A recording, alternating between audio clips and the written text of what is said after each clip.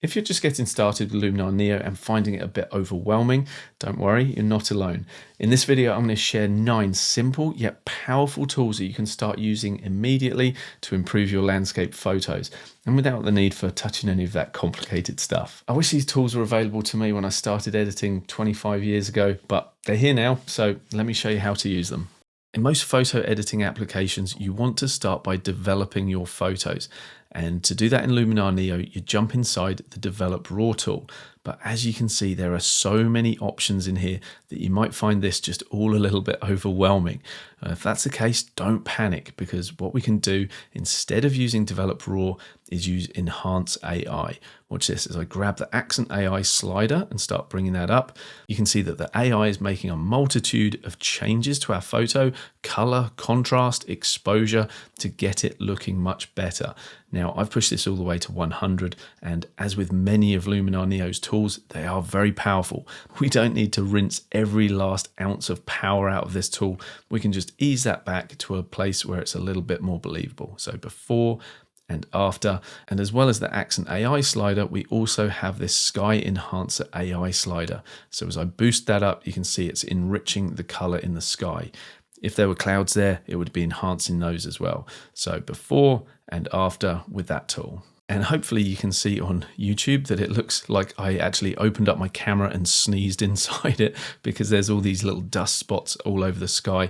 And this is a little bonus tip for you. If you suffer from that, all you need to do is go into the Erase tool inside Luminar Neo and just click the Remove Dust Spots tool. And the AI is going to figure out where those are. And in a couple of seconds, that will have got rid of them. Nice. Now, the next tool I'd like to show you is Structure AI. This is a fantastic tool for bringing more dynamic contrast into your photo. So as I toggle the before and after, just by clicking that eye tool, you can see that it makes a really nice, impactful change to the photo. Just like the Enhance AI tool, I also don't feel like this is a good one to push all the way to 100. We can get a lot out of just setting this at about 50%. A little goes a long way with this tool. And once we're done, we just click the tool name and that closes it down. If when you open up Luminar Neo, you see all of the tools like this, then it can be a little bit overwhelming. So what you can do is click on the category name and that just collapses all of the tools back within there. And that way we have a much cleaner user interface, and then we can just focus on the area that we want to. So we're dealing with a landscape, so let's dive straight into the landscape tools. Next, let's have a look at Sky AI. This allows us to come into a sky selection and just choose a photo that we'd like to add to our photo. And when we click on it, Luminar Neo's AI is smart enough to figure out where is sky, where is not, and then drop that sky in. And just something to bear in mind when you do drop in a new sky, you want it to match the lighting in your photo. So you can see on the mountain side here that the light is coming from the left-hand side, whereas our sky is lit from the right-hand side. So it's very easy just to change that around. There's a little square here with flip written next to it. We just need to click that, and that is going to flip the orientation of the sky. And so now we have a much more believable integration. There's so much more that we can do so that the sky blends more believably into our scenes, but one of the main ones that I like is scene relighting, and a good thing to do is just grab the relight strength and start bringing that up. That's going to analyze the lighting in your sky and try and match the foreground appropriately. So here's our before and our after. So you can see that a new sky is introduced, and also the foreground is recolored and retoned appropriately. Sun rays is a really useful tool as well, but I promised you 9, so we'll just focus on 9. But the next tool I'd like to show you is Twilight Enhancer.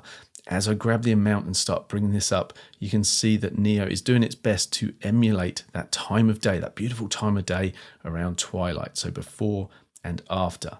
But this is the straight out of the box with the mauve selected. We have other options as well. We could go for a golden look, a blush look, and I quite like the blush look, but this kind of pinky washed out pastel look isn't really what I'm after, but I quite like this as a starting point. So if you feel like diving a little further into the tools, you can do things like drop the exposure, so it's not quite as bright as when we first set it up.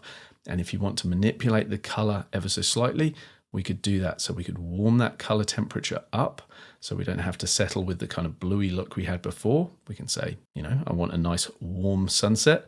Again, much more that we can do with this if we want to, but for now, from the before to the after, that's a nice little step in the right direction. If you want to add some atmospheric depth to your photo, the Atmosphere AI tool is fantastic for doing that. I'm going to grab the amount slider and bring that up, and you can see that it's adding a bit of fog into the background, and this depth slider brings it forward and retreats it into the background. Personally, I'm not a big fan of the fog option, but the layered fog I find much more useful because it does look as if that fog is just sort of sitting in the valley there. This is one of those tools where a little goes a long way. You don't really want to be too heavy-handed with this. So for this instance, I'm just going to drop in a little bit. To be honest, this photo doesn't really need it, but I just wanted to show you this is a really useful tool for adding atmospheric depth to your landscape photos. Now, because we've got a dedicated tool called Landscape, it would be remiss not to have a little look at it. So we have the dehaze slider within that, which just cuts through that kind of hazy look and brings back a bit of clarity into the photo. So before and after with a little bit of that. We've also got the golden hour slider, which helps to intensify those beautiful orange hues that we get during that time of the day. And the foliage enhancer is really useful for bringing up the saturation of the greens in the photo. The water enhancer just below it is fantastic as well, but as there's no water in this scene, it's not going to do us any favors, so that's something that we can look at on another occasion. But Relight AI is a very useful tool. Basically, it allows us to control the brightness of the foreground and the background independently. So for example, if we wanted to darken down that sky and the mountains just a little bit whilst brightening up that foreground, absolutely we can do that. And we also have this very clever depth slider, which allows us to change where that transition point actually occurs in our photo. So by playing with those sliders, I'm able to actually brighten up the foot of the mountain and at the same time just bring in a bit more richness and color saturation to the sky as well. And one thing I really like about Luminar Neo, if I show you the editing stack here, this is a record of all of the tools that we've applied, and we can go back in and make changes to any one of those tools if we want to. But I'm showing you that because I want to show you we don't just have the option to apply a tool once. If we want to, we could apply another instance of it. So what I'm hoping to do is utilize the brightness levels that we just set up before with Relight AI. But now that I have the brightness at the foot of the mountain, what I want to do is just darken down the foreground. And that's going to help draw our viewer's eye into the center of the photo. And the reason for that is the human eye is drawn towards brighter things rather than darker things. So by darkening that foreground, we're forcing the viewer's eye up and towards that mountain range. See, I told you, very easy indeed. Now, before we get on to the last three tools I want to show you, if you're interested in Luminar Neo and you don't have it yet, I've got a discount code from Skylum. I'll put that in the description along with a link. So just go there, help yourself to that and get into some landscape editing. But for now, let me show you the next tool, which is really going to help add some drama to our photo. And which tool is going to add drama to our photo? Well, it's got to be the dramatic tool, right? Now, straight out of the box, this isn't that great. So I'm going to show you how we can tweak this. But this is what it looks like straight out of the box. We've got a lot more contrast, bit of desaturation. That's how it is. But it's very easy to change this and refine it to get a more pleasing look. So local contrast really adds a lot of local contrast. Surprise, surprise, that's what it's called. But what I like to do is just bring it down to the left so it's not quite as contrasty. And then with the saturation, I grab that and I move that back up. So now we've dropped the local contrast, boosted the saturation, and now look at the before and the after. You can see that we're getting a really nice amount of contrast. Absolutely, it's too much. So what we do is just grab the amount slider. Now we've got the look dialed in and we can just play with that, ease it back and forth until we find a place where we're happy with it. Before and after, much more subtle, but it's a really nice, powerful tool to include. Now, for anybody who follows my channel, you will know that I'm a big fan of this tool, the mystical filter. Let's push that up to 100 to see what it's doing. Before and after, you can see that it softens everything off and adds a nice bit of contrast as well.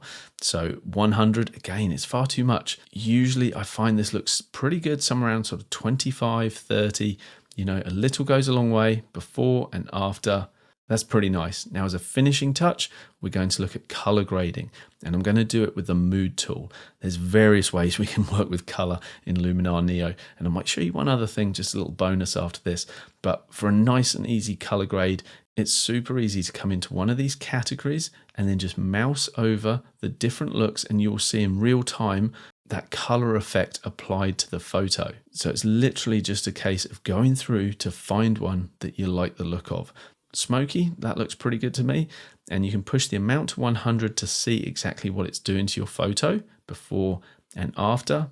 You can play with the contrast if you feel it's too contrasty. You can also play with the saturation if you want as well. And to reset any slider to its default, we just need to double click it. So you can see that was at 100 before. I double click it, it's back to 30, and we look at the before and after, and it's just taking some of that bluey purple tinge out of the photo and creating more of a unified palette. And by my count, I think that's 9 tools, but hang on, because I do want to show you one more thing, because I am a fan of unifying color palettes. When you have colors that are all over the place, particularly in landscape photos, it just looks a little less professional. So what I prefer to do, if you have one color that just sort of stands out, and for me, the green in the grass is just doesn't sit in very well, you can manipulate colors one by one. So not as simple as what I've shown you so far, but it's still pretty easy. So bear with me, I'll show you what we can do. I'm going to close the creative section and come back into the essentials and come to color. And here you can see we've got all of the individual colors that make up the photo listed out. And so we can grab the yellows, and that's where a lot of the color exists for that grass, and just start bringing that down. And as I do that, you can see that we're able to introduce more orange. We could do the same with the green and push that towards yellow as well. So that is a way that you can control individual colors in your photo. Again, I think that is just a little bit too much, so we don't need to go too far with that, but just a little bit of that harmonizing effect and taking some of that green away before and after, and it just matches in with the color of that cloud a little bit more, as if that cloud light is illuminating the floor. And just to reiterate the fact that we can use tools twice, we started with Enhance AI. Watch this, I can now apply Accent AI again, and now it's starting to enhance those changes that we've made. So we've kind of top and tailed our edit with Accent AI. And when you've finished your edit, Luminar Neo's got a few neat little tools down here to help you view your before and after. This one is the slider. So on the left-hand side, you can see where we started, and then on the right, this is the edit that we created. So before and after. Alternatively, we can get rid of that and just click on the eye tool. So this is our original, and this is with those 9 tools, before and after. With these tools, we're really just scratching the surface. There's so much more that we could do here. There's masking, there's layers, there's compositing, so many more dynamic features that are available to us inside Luminar Neo. And if you do want to learn more and like the way I teach, I do have an entire course dedicated to taking you from beginner editor all the way to complete mastery. So if you want to join me for that, it's currently fully booked. But by the time you're watching this video, there may be spaces available. But if there aren't, you can always sign up on the wait list. So I'll put a link to that in the description as well, and hope to see you on the course. If not, if you want to keep watching me on YouTube, that'd be an awesome choice as well. And there's a video popping up right there that the beloved YouTube algorithm thinks you might enjoy. So I will see you in that video. Bye-bye for now.